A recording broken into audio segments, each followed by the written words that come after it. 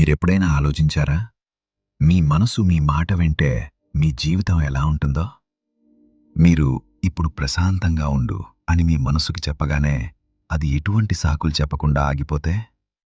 మీరు ఈ పని మీద దృష్టి పెట్టు అని ఆదేశిస్తే అది అర్జున బాణంలా నేరుగా మీ లక్ష్యం వైపు వెళితే? ఇదేదో అద్భుతం కాదు.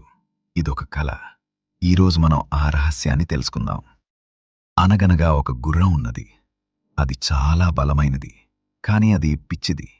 అది ఎక్కడికి వెళ్తుందో దానికే తెలీదు. మీరు దానిమీద కూర్చుంటే అది మిమ్మల్ని ఎక్కడికో తీసుకెళ్లి పడేస్తుంది. మన మనసు కూడా ఆ పిచ్చి గుర్రం లాంటిదే. బుద్ధుడు ఏం చెప్పాడో తెలుసా? తన మనసుని జయించినవాడు ఈ మొత్తం లోకాన్ని జయించినట్టే. మన అసలు యుద్ధం బయట ప్రపంచంతో కాదు, మన లోపల ఉన్న మనసుతోనే జరుగుతోంది.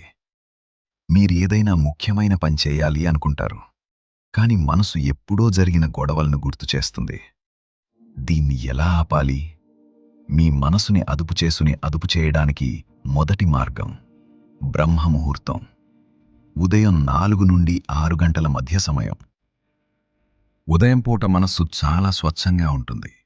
ఆ సమయంలో కొత్త విషయాలను నేర్చుకోవటానికి మీ మనస్సు సిద్ధంగా ఉంటుంది. నిద్రలేవగానే ఫోన్ చూడ్డానికి బదులు ఒక 10 నిమిషాలు ప్రశాంతంగా కూర్చోండి. ఎవరైతే తమ ఉదయాన్ని జయిస్తారో వారు ఆ రోజంతా జయిస్తారు. మీ శ్వాసకు, మీ మనస్సుకు చాలా దగ్గర సంబంధం ఉంది. మీరు గమనించారా?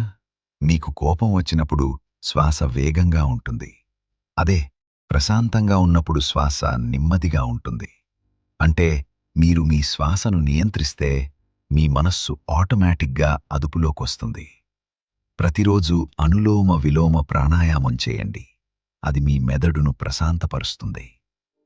ఎప్పుడైనా పని మధ్యలో అనవసరమైన ఆలోచనలు వచ్చినప్పుడు గట్టిగా మీ మనస్సులో కట్ లేదా ఆగు అని చెప్పండి.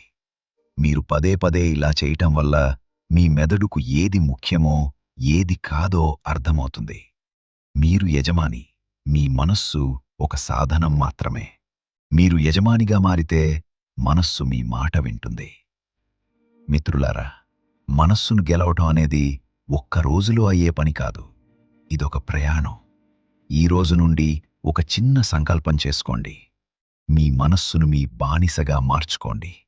అప్పుడే విజయం మీ పాదాల దగ్గరకొస్తుంది. వీడియో నచ్చితే సబ్స్క్రైబ్ చేసుకోండి. Thanks for watching.